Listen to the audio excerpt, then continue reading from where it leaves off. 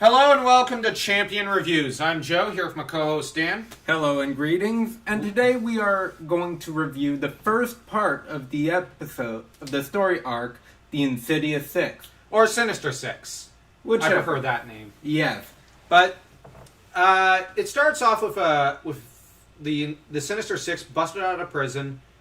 Peter's powers are failing, and we see a bit of his day-to-day life. This is a case where I'm kind of mad about it.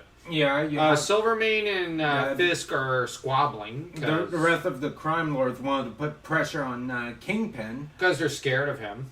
Because he's more powerful. He's their boss. Even though everything is up, they're saying that... well, they're Spider-Man. But what they really want to do is unionize. Exactly. Essentially.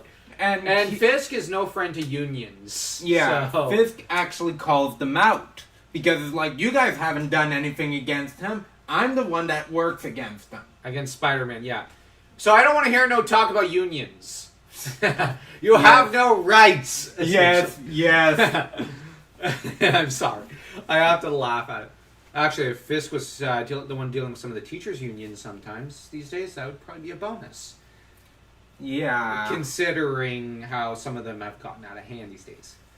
Well, I'm kidding. Enough with my Spidey quips. So the clash goes as expected. You basically have Spider-Man without his powers to an extent against a powered up version of the Sinister Six, and Peter has one early clash. Then he has then they kidnap Aunt May. She's too much of a dunderhead to realize she's been kidnapped. It's her default status. I mean, ironically, this used to happen all the time with her in the comics, where she'd get tricked by people who are wanted criminals. Even tricked into nearly marrying Otto Octavius. She just turned it down at the altar. And the fact that he was actually broken up about that is funny. Yeah. But Otto Octavius in the comics was pathetic. Oh, yeah. So, I think that about almost sums up this episode. It's it's mostly build up for the second part, and it's a really great episode. Mm-hmm. I know we're probably going to cut it really short, but the plot basically is as we described. It's a great plot. Okay, I'm going to launch into one thing. I remember back in the day, Spider-Man 2 was regarded as one of the crappiest superhero movies around. And people were going, man, Peter Parker in here is spineless. More so than in the first one. But somehow, you've got the Zoomers over the years who've gone, no, it was one... And some of this new generation of critics, no, it was the greatest superhero movie ever. Yeah, bullshit. It was crap. You know it was crap. Like that train scene. God. Oh, that was cringe. Pure cringe. What was with that Maguire face he was making? And then there's the people. Oh yeah, he saved our lives, and he's maskless. No one even tries to ID him. And there's the fact that they're all moving him along in the crowd like he's at a concert or like he's Jesus. It's just so cringe. I don't mind them putting messianic symbolism with Spider-Man. Makes sense. But that was taking a metal bat and hitting you over the head repeatedly and saying, "Do you have the point yet? The point!" Luckily, we're not going to be reviewing that. I pray we never review that movie.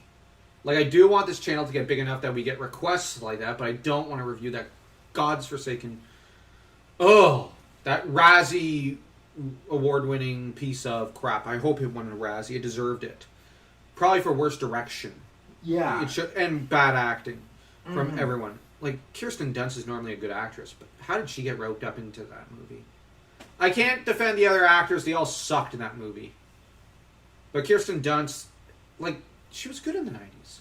And she was in Jumanji. She got shortchanged because of that script. Yeah, because she didn't get comic book MJ's personality. Oh, of course not. She wasn't given that option in the script.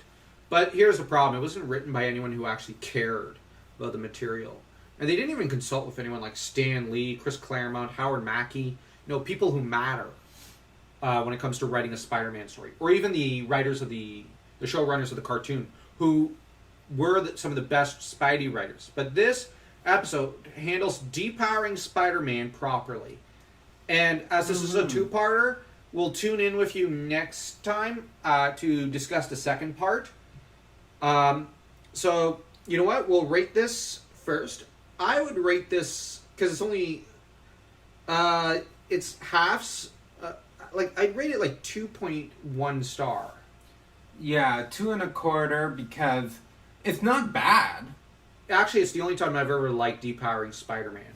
But Every other time, it's so cringe. Because, that's another thing. In, Spidey 2, he goes, yes, I'm depowered. I'm not gonna get laid.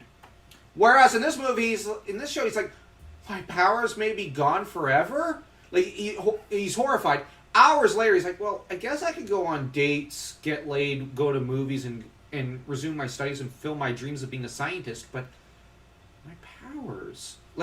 there's a part of him that's going, I won't be able to help people. And who's going to protect everyone from, the Sinister Six and Kingpin?